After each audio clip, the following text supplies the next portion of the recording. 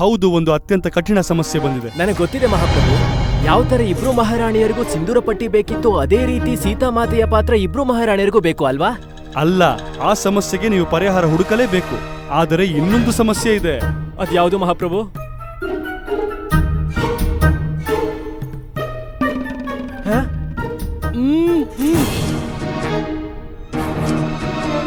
ನಮ್ಮ ಮೀಸೆ ರಾಮಕೃಷ್ಣ. ನಿಮ್ ಮೀಸೆ? ಹೌದು. ಅಯ್ಯೋ, ನಿಮ್ ಮೀಸೆ ಅಂತೂ ತುಂಬಾ ಚೆನ್ನಾಗಿದೆ ಮಹಾಪ್ರಭು. ಅದರಲ್ಲಿ ಸಮಸ್ಯೆ ಮೀಸೆ ಇರುವುದೇ ಸಮಸ್ಯೆ. ಮೀಸೆ ತೆಗೆದರೂ ಸಮಸ್ಯೆ. ಇಷ್ಟು ಒಳ್ಳೆ ಮೀಸೆನ ನೀವ್ ಯಾಕೆ ತೆಗಿತೀರಾ ಮಹಾಪ್ರಭು? ಮೀಸೆ ಇಲ್ಲ ಅಂದ್ರೆ ಏನೂ ಇಲ್ಲ. ಮೀಸೆ ಇಲ್ಲವೆಂದರೆ ಏನು? ಇದು ನೀವು ಹೇಳುತ್ತಿರುವಿರಾ ಪಂಡಿತ ರಾಮಕೃಷ್ಣ? ನಾನೇ.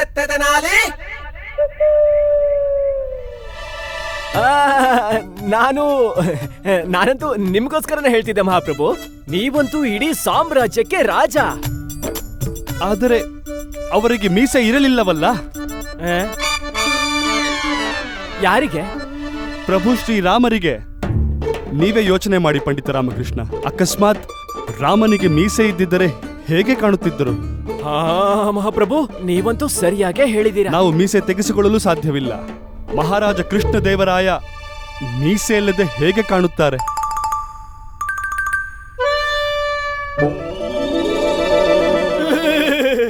ನನಗಂತೂ ಕಲ್ಪನೆನೂ ಮಾಡ್ಕೊಳಕ್ಕಾಗ್ತಿಲ್ಲ. ಹಾಗಾದ್ರೆ ಇನ್ನೇನ್ ಮಾಡೋದು ಮಹಾಪ್ರಭು? ನಾವಲ್ಲ ಪಂಡಿತ ರಾಮಕೃಷ್ಣ, ನೀವೇನು ಮಾಡುತ್ತೀರಿ? ನಾನಾ? ಹೌದು ಪಂಡಿತ ರಾಮಕೃಷ್ಣ, ನೀವೇ ಇದಕ್ಕೆ ಪರಿಹಾರ ಹುಡುಕಬೇಕು. ಪರಿಹಾರ ಹೇಗಿರಬೇಕು ಅಂತಂದರೆ, ನಾವು ಶ್ರೀರಾಮನಾದಾಗ ನಮಗೆ ಮೀಸೆ ಇರಬಾರದು, ಹಾಗೂ ನಾವು ಕೃಷ್ಣದೇವರಾಯನಾದಾಗ ದರ್ಬಾರಿಗೆ ಹೋದಾಗ ನಮಗೆ ಮೀಸೆ ಇರಬೇಕು. ಸರಿ ಮಹಾಪ್ರಭು, ಇದಂತೂ ತುಂಬಾ ಗಂಭೀರವಾದ ಸಮಸ್ಯೆ. ಸ್ವಲ್ಪ ಕಾಲಾವಕಾಶ ಕೊಡ್ತೀರಾ ಇದ್ರ ಬಗ್ಗೆ ಚಿಂತಿಸೋಕೆ? ಸ್ವಲ್ಪ ಎಂದರೆ ಎಷ್ಟು ಪಂಡಿತರೆ? ಅದಂತೂ ಮಹಾರಾಜರಿಗೆ ಜಯವಾಗಲಿ. ಮಹಾರಾಜರೇ ಹೇಳಿ. ಮಹಾರಾಜರ ರಾಮಲೀಲಾ ಮಂಡಳಿಯವರು ಬರೋದಿಕ್ಕಾಗಲ್ಲ ಅಂತ ಹೇಳಿದ್ರಲ್ಲ, ಅವ್ರಿಗೆ ತೊಂದರೆ ಆಗಿದೆ ಅಂತ ಹೇಳಿದ್ರಲ್ಲ, ಅವರಿಂದ ಒಂದು ಸೂಚನೆ ಬಂದಿದೆ. ಏನು? ಅವರು ವಿಜಯನಗರಕ್ಕೆ ಬಂದರೆ? ಇಲ್ಲ ಮಹಾರಾಜರೇ, ಆದ್ರೆ ಅದರ ನಿರ್ದೇಶಕ ಗುರುಪ್ರಸಾದ್ ಅವರು ಆಗಮಿಸ್ತಾ ಇದ್ದಾರೆ. ಆದ್ರೆ ಅವರಿಗೆ ತುಂಬಾ ಸಮಸ್ಯೆಗಳಿದ್ವು. ಸ್ವಲ್ಪ ದಿನಗಳ ಮುಂಚೆನೆ ಅವರು ಹೊರಟಿದ್ರಂತೆ. ಎಲ್ಲಾ ಸಮಸ್ಯೆಗಳು ಮುಗಿದ ಮೇಲೆ ಅವರು ಇಲ್ಲಿ ಬಂದಿದ್ದಾರೆ. ರಾಮ, ಈಶ್ವರ ನಿನ್ ಹಣೆ ಬರದಲ್ಲಿ ಏನ್ ಬರ್ತಿದಾರೋ ನಿಜವಾಗ್ಲೂ ಗೊತ್ತಿಲ್ಲ. ಈ ನಿರ್ದೇಶಕ ಮೊದ್ಲೇ ಬಂದಿದ್ರೆ ನೀನು ಕೋತಿ ಆಗೋ ಅಗತ್ಯನೇ ಇರ್ತಿರ್ಲಿಲ್ಲ. ಶಾರದಾಗೂ ಕೂಡ ಯಾವ್ದಾದ್ರೂ ಒಂದ್ ಪಾತ್ರ ಸಿಕ್ಕಿರ್ತಿತ್ತು. ಆದ್ರೆ ಆಚಾರ್ಯರು ಬೇಕು ಅಂತಲೇ ಕೊಡ್ಲಿಲ್ಲ. ನನ್ ಜೊತೆ ಅನ್ಯಾಯ ಆಗಿದೆ. ನಂಗೆ ರಾಮಲೀಲಾ ಪಾತ್ರನೇ ಸಿಕ್ಕಿಲ್ಲ. ನಾನಿವತ್ತು ಅಡ್ಗೆ ಮಾಡೋದಿಲ್ಲ. ಯಾವಾಗ ಮಾಡ್ತಿರೋ ಗೊತ್ತಿಲ್ಲ. ಬಂದು ನೀನ್ ಸರಿಯಾಗೇ ಹೇಳ್ದೆ. ಈಶ್ವರ ಏನ್ ಮಾಡಿದ್ರು ಸರಿಯಾಗೇ ಮಾಡ್ತಾರೆ. ನನಗ್ ಅರ್ಥ ಆಗ್ಲಿಲ್ಲ. ಆದ್ರೆ ಇಷ್ಟ ಅರ್ಥ ಮಾಡ್ಕೋ, ಶಾರದನಿಗೂ ಪಾತ್ರ ಸಿಗುತ್ತೆ, ಅವಾಗೆಲ್ಲ ಸರಿ ಹೋಗುತ್ತೆ.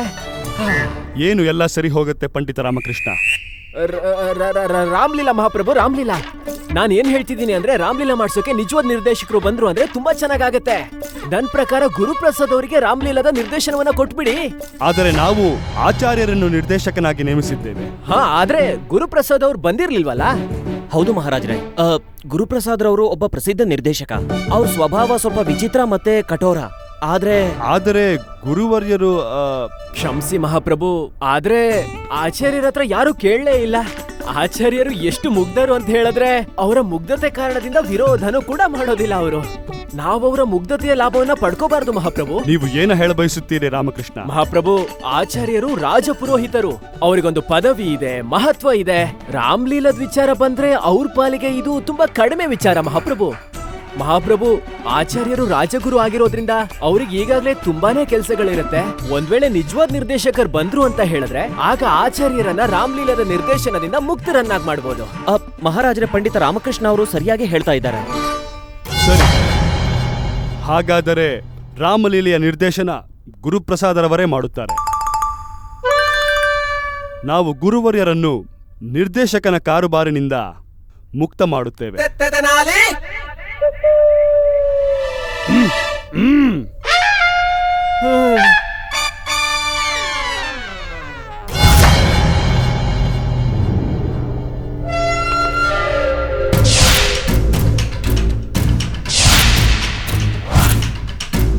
ಈ ರಸಾಯನವನ್ನ ಹಣ್ಣುಗಳ ಮೇಲೆ ಹಾಕಬೇಕು. ಬೆಳಗ್ಗೆ ಅಷ್ಟೊತ್ತಿಗೆ ಅದು ಒಣಗೋಗುತ್ತೆ. ಯಾರಿಗೂ ಕೂಡ ಅನುಮಾನ ಬರಲ್ಲ. ಮಹಾರಾಜ್ ಕೃಷ್ಣದೇವರಾಯರು ಶಬರಿ ಕೈಯಲ್ಲಿ ಇದನ್ನ ತಿಂದ್ರೆ ಅವ್ರನ್ನ ಯಾರೂ ಕಾಪಾಡೋಕ್ಕಾಗಲ್ಲ.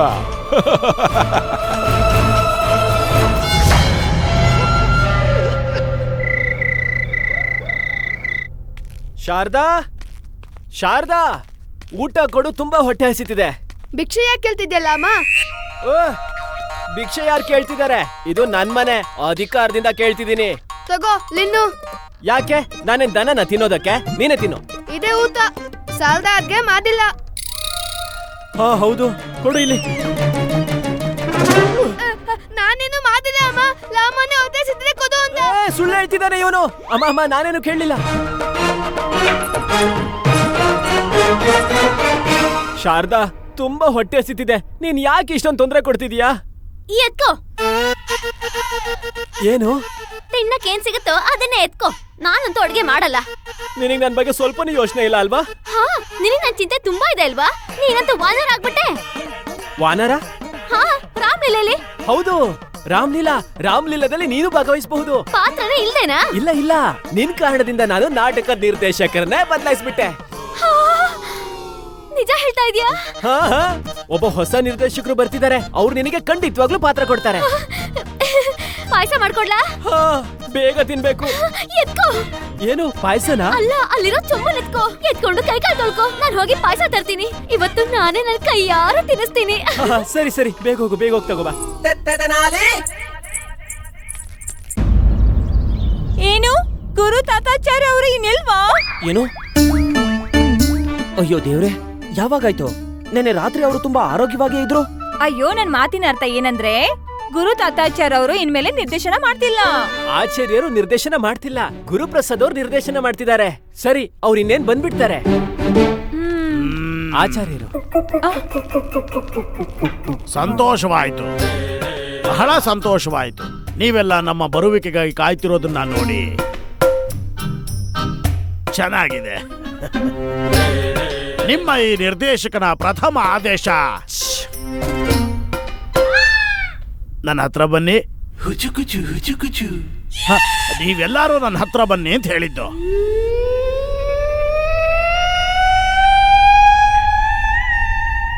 ಬನ್ನಿ.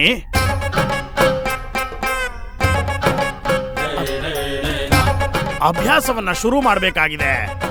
ಆದೇಶವನ್ನ ಪಾಲನೆ ಮಾಡಿ. ಆಚಾರ್ಯರೇ, ನೀವು ನಿರ್ದೇಶನ ತೊಂದರೆ ತಗೊಳ್ಳೋ ಯಾವ ಅವಶ್ಯಕತೆನೂ ಇಲ್ಲ. ಯಾಕೆ? ನಿರ್ದೇಶನವನ್ನ ಈಗ ನೀನು ಮಾಡ್ತೀಯಾ? ನಮ್ಮ ರಾಮಲೀಲೆಯ ವಾನರ ಅದು ಸಹ ಕೊನೆಯವನು. ಇಲ್ಲ ಆಚಾರ್ಯರೇ, ಅದೇನು ಅಂದ್ರೆ ಮಹಾಪ್ರಭುಗಳು ಗುರುಪ್ರಸಾದ್ ಅವರಿಗೆ ನಿರ್ದೇಶನ ಜವಾಬ್ದಾರಿ ಕೊಟ್ಟಿದ್ದಾರೆ. ಗುರುಗಳೇ, ಮಹಾರಾಜರು ಏನು ಹೇಳ್ದೇನೆ ನಿಮ್ಮ ಮೇಲೆ ಸಿಡಿಲನ್ನ ಬಡಿಸ್ಬಿಟ್ರು. ನಿಮಗೆ ಸರಿಯಾಗಿ ನಾಮ ಹಾಕಿದ್ರು. ಗುರುಗಳೇ, ನಾನು ಈ ರೀತಿ ಆಗೋದಕ್ಕೆ ಬಿಡೋದಿಲ್ಲ. ಅವನು ಗುರು ಆದ್ರೆ ನಾನು ಮಹಾಗುರು. ಹೌದು, ನೀವಂತೂ ಗುರು ಗಂಟಾಲಾನೆ. ಸ್ವಲ್ಪ ಗಾಳಿ ಬಿಟ್ರೆ ಸುಂಟ್ರ ಗಾಳಿನೇ ನೀವು. ಆದ್ರೆ ಈಗ ಅವರು ನಿರ್ದೇಶಕ, ಮತ್ತೆ ನೀವು ಭಿಕಾರಿ. ನಾನು ನಿರ್ದೇಶಕನಾಗಿದ್ದೆ, ಇರ್ತೀನಿ, ನಾನೇ ಆಗಿರ್ತೀನಿ.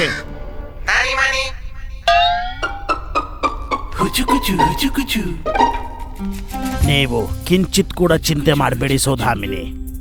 ನಾವು ನಿಮಗೆ ವ್ಯಕ್ತಿಗತವಾಗಿ ಶಿಕ್ಷಣವನ್ನ ಕೊಡ್ತೀವಿ, ಮತ್ತೆ ನೀವೇ ಎಲ್ಲರ ಮುಂದೆ ಸರ್ವಶ್ರೇಷ್ಠರಾಗ್ತೀರಾ.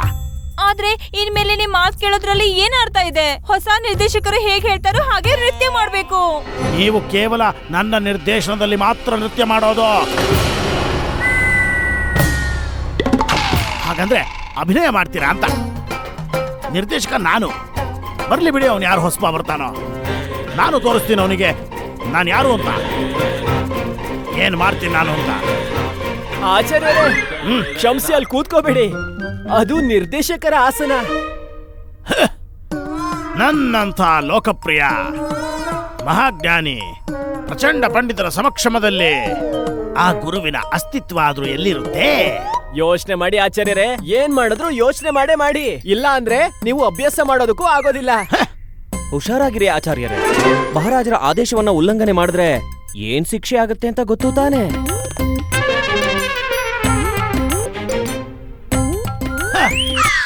ಒಬ್ಬ ಮಹಾನ್ ನಿರ್ದೇಶಕನನ್ನ ಕೂತ್ಕೊಳ್ಳೋದ್ರಲ್ಲಿ ಏನಿದೆ ಬಿಡಿ. ಆಚಾರ್ಯರೇ, ಮಹಾರಾಜರು ನಿಮ್ಮ ಅಭಿನಯವನ್ನ ನೋಡೋದಿಕ್ಕೆ ತುಂಬಾ ಇಷ್ಟಪಡ್ತಾ ಇದ್ದಾರೆ. ಹೌದಾ? ಸರಿ.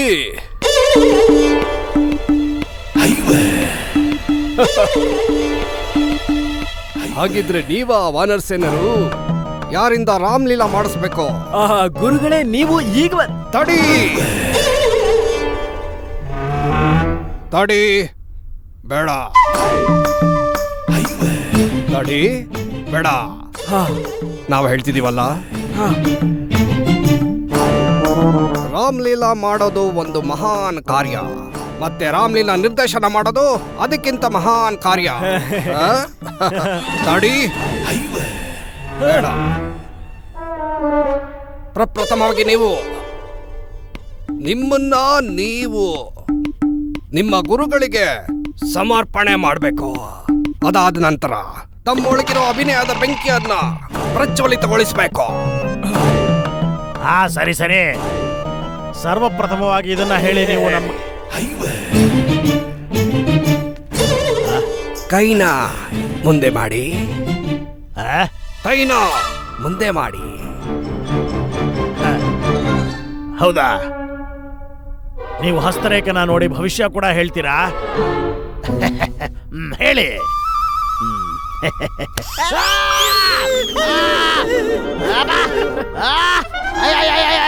ಹೇಳಿದ್ದೆ ತಡಿ ಬೇಡ. ಗುರು ಹೇಳ್ತಿರ್ಬೇಕಾದ್ರೆ ತಡಿಯೋದು ಬೇಡ ಅಂತ. ನನಗೆ ಹೊಡಿತ್ಯಾ? ಗೊತ್ತಾ ನಿನಗೆ ನಾನು ಯಾರು ಅಂತ? ನಾನೇ ರಾಜಪುರೋಹಿತ ತಾತಾಚಾರ್ಯ. ನಿನಗೆ ಧೈರ್ಯ ಇದ್ರೆ ಮತ್ತೆ ಹೊಡೆದು ನೋಡೋಣ ಹೊಡಿ ನೋಡೋಣ.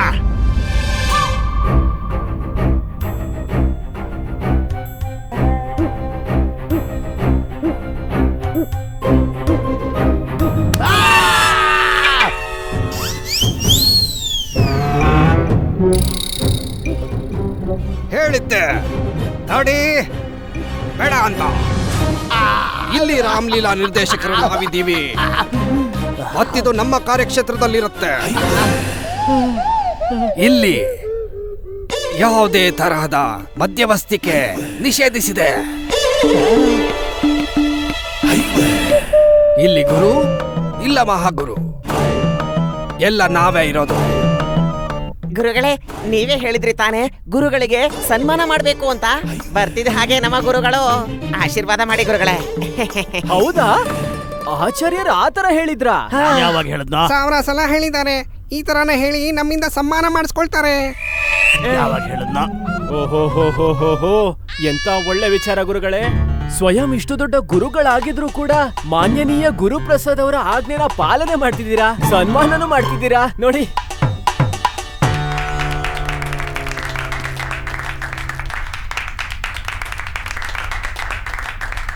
ಪ್ರಪ್ರಥಮವಾಗಿ ಪಾತ್ರಗಳ ವಿವರಣೆ ಆಗುತ್ತೆ. ಅದಾದ ನಂತರ ಅಭ್ಯಾಸವನ್ನು ಪ್ರಾರಂಭಿಸೋಣ. ಮೊದಲಿಗೆ ನಿಮ್ಮೆಲ್ಲರಿಗೂ ಸಂಭಾಷಣೆಯನ್ನು ಕೊಡಲಾಗುತ್ತೆ. ಅದರ ಆಧಾರ ಮೇಲೆ ಪಾತ್ರಗಳ ಆಯ್ಕೆ ಆಗುತ್ತೆ. ಒಳ್ಳೇದಾಯ್ತು ಗುರುಗಳೇ. ಆದ್ರೆ ಪಾತ್ರಗಳ ವಿತರಣೆ ಆಗೋಗಿದೆಯಲ್ಲ? ಏನಾದ್ರೂ ಹೇಳಿದ್ರ ನೀವು? ಇಲ್ಲ, ನಾನು ಏನು ಹೇಳಿಲ್ಲ. ನಾನು ಏನು ಹೇಳ್ತಿದ್ದೆ ಅಂದ್ರೆ, ನಿಮ್ಗೆ ಹೇಗೆ ಅನ್ಸುತ್ತೋ ಹಾಗೆ ಮಾಡಿ ಅಂತ. ಸರಿ, ಹಾಗೆ ನೀವು ಮುಂದೆ ಬನ್ನಿ. ಎಲ್ರಿಗಿಂತ ಮುಂಚೆ ನೀವು ಉಚ್ಚಾರಣೆ ಮಾಡಿ ಸಂಭಾಷಣೆಯನ್ನು. ಆಚಾರ್ಯರೇ, ನಾನು ವಾನರನ ವೇಷ ಹಾಕ್ತಿರೋದು, ನನಗೆ ಯಾವುದು ಸಂಭಾಷಣೆನೇ ಇಲ್ಲ. ಕೈ ಮುಂದೆ ಮಾಡಿ, ಮುಂದೆ ಮಾಡಿ.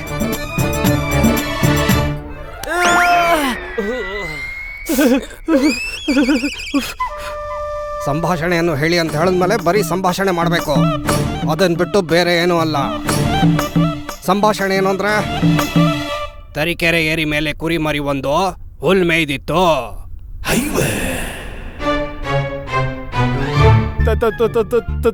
ತರೀಕೆರೆ ಏರಿ ಮೇಲೆ 3 ಕುರಿ. ತರೀಕೆರೆ ಏರಿ ಮೇಲೆ. ಸರಿಯಾಗಿ ಉಚ್ಚಾರಣೆ ಮಾಡು. ಒಂದು ನಿಮಿಷ.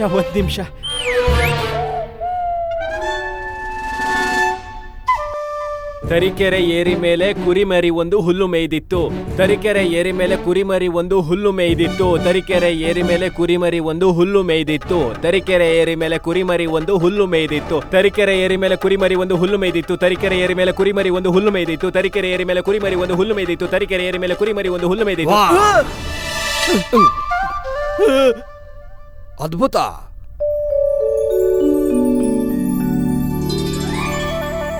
ಯಾವ ಮೂರ್ಖ ನಿನಗೆ ವಾನರನ ಪಾತ್ರ ಕೊಟ್ಟಿದ್ದು?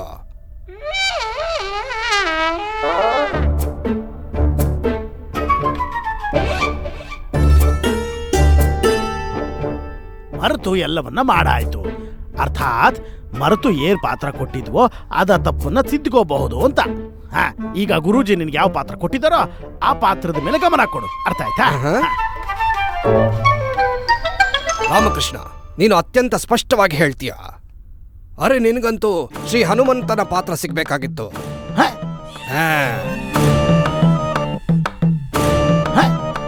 ಸೀದಾ ಹನುಮಂತನ ಪಾತ್ರವೇ? ತಡಿ, ಬೇಡ. ಮಧ್ಯದಲ್ಲಿ ಏನಾದ್ರೂ ಹೇಳಬೇಕು ಅಂದ್ರೆ ಕೈನ ಮುಂದೆ ಮಾಡಿ ಮಾತಾಡು.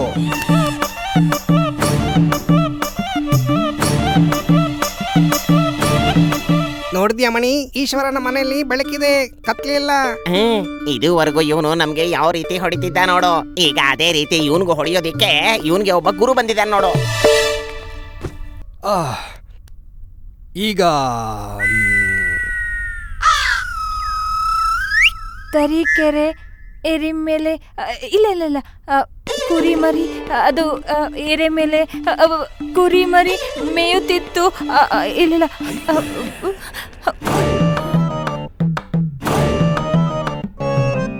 ಕೈ ಮುಂದೆ ಮಾಡು. ಇವ್ರಿಗೆ ಶಿಕ್ಷೆ ಕೊಡಬೇಡಿ. ಇವರಿಗೆ ನಾನು ಸಂಭಾಷಣೆ ಹೇಳ್ಕೊಡ್ತೀನಿ.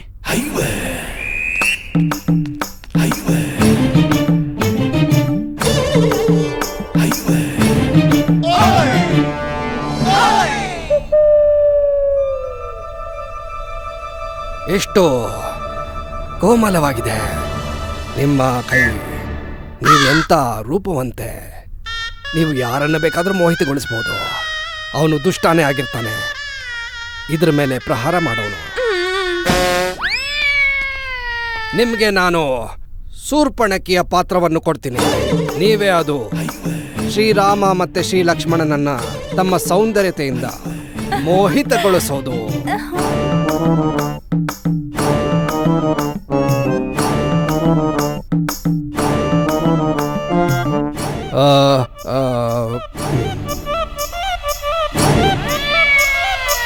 ನೀವು ಸಂವಾದವನ್ನು ಹೇಳಿ. ಅಯ್ಯೋ,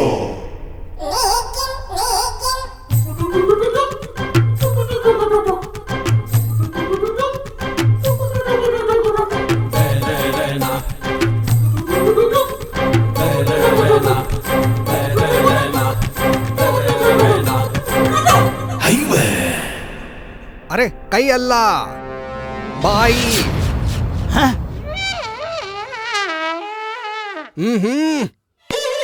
ಅರೆ, ಬಾಯಿಂದ ಸಂಭಾಷಣೆನ ಹೇಳಿ. ಅಗತ್ಯವಾಗಿ ನಾನಂತೂ ಅಭ್ಯಾಸ ಮಾಡಿದ್ದೀನಿ. ತರೀಕೆರೆ ಏರಿ ಮೇಲೆ 3 ಕರಿ ನಿಲ್ಲು. ನಿಮ್ಗೆ ಸಂಭಾಷಣೆನ ಬದಲಿಸಲಾಗಿದೆ. ನಿಮ್ಗೆ ಬೇರೆ ಸಂಭಾಷಣೆ ಇದೆ. ಡಮರಿಗನ ಸದ್ದು ಡಮ್ ಡಮ್, ಡೋಲಿನ ಸದ್ದು ಡಮ್ ಡಮ್. ಡಮರುಗ ಮತ್ತೆ ಡೋಲು ಸೇರಿದಾಗ ಡಮ್ ಡಮ್ ಡಮ್ ಡಮ್ ಡಮ್ ಡಮ್ ಡಮ್ ಡಮ್.